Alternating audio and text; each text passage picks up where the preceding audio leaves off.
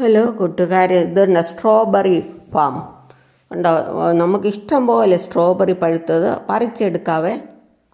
അവർ പാത്രം തരും, ആ പാത്രം നിറച്ച് പറിച്ചെടുക്കാം. ആ പാത്രം ഒരു പാത്രം നിറച്ച് പറിച്ചെടുക്കുന്നതിന് പൈസ കൊടുക്കണം. കണ്ടോ, നല്ല ഫ്രഷ് സ്ട്രോബെറി പഴം, നല്ല പുതുപുത്തൻ പഴം തിന്നാം. ഇതാണ് സ്ട്രോബെറി. കണ്ടോ,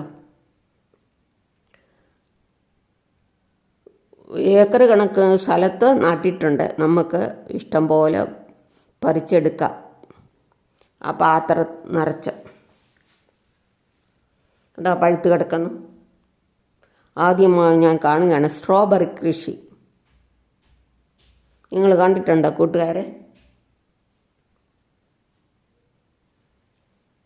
നമ്മൾ മാർക്കറ്റിൽ നിന്ന് മേടിക്കുന്നതിനേക്കാൾ നല്ല മധുരമാകട്ടോ ഇതിന്.